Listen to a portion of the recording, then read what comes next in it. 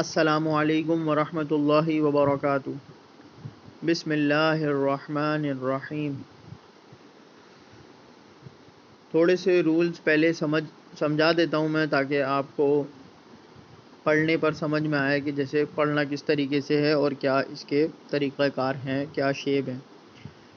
یہ different shape دیے گئے ہیں، اس میں جو نیچے دیے گئے ورڈز ہیں ہم وہی پڑھیں گے، لیکن آپ نے شیپ اپنے ذہن میں بٹھانے کے اس شیپ میں آئے تو ہم نے اس لفظ کو ایسے ایسے پڑھنا ہے، اور اس کے اوپر دیے گئے جو سینٹنس ہیں اس کو ہم تھوڑا سا کھینچ کے پڑھتے ہیں۔ یہ مد ہے اور کھڑا مد ہے، یہ جس لفظ کے اوپر بھی آئے گا اس کو ہم تھوڑا سا کھینچ کے پڑھیں گے۔ اور جیسے میم کے اوپر تشدید ہے، اس میں یہ ہوتا ہے تشدید میں کہ جو پیچھے والا لفظ ہوتا ہے وہ اس کے ساتھ ملا کے پڑھتے ہیں۔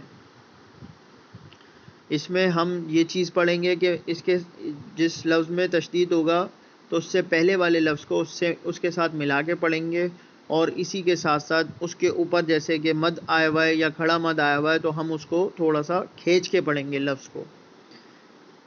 اس چیپٹر میں یہ بتایا گیا ہے، اور ان کے شیپس دکھائے گئے ہیں، بتائے گئے ہیں کہ تاکہ یہ شیپز آئیں تو آپ ان کو اس طرح سے کھینچ کے پڑھیں اور ملا کے پڑھیں اگر تشدید دیا ہوا ہے، اور نیچے دیے گئے الفاظ کے الفاظ اوپر یہ ہیں اور ملا کے اس طرح سے پڑھے جائیں گے جو کہ ہم اس میں پڑھیں گے۔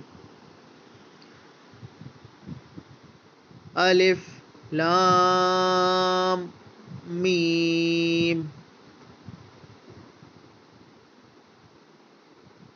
اب لام میم میں نے ملا کے پڑھا ہے، اس کو کھینچا بھی ہے، چونکہ تشدید تھی تو میں نے اس کے ساتھ اس کو ملا کے پڑھا ہے۔ اسی طرح آگے کے لفظ میں بھی ہم اس کو لام کے ساتھ میم کو ملا کے پڑھیں گے، لیکن دونوں کو الگ الگ کھینچیں گے۔ الف لام میم صاد، الف لام را، الف لام میم را، کاف ہا یا عین صاد، طٰ طا سین میم، طاسین، یاسین، حا صاد حامیم، عین سین قاف قاف نون۔ صدق اللہ العظیم۔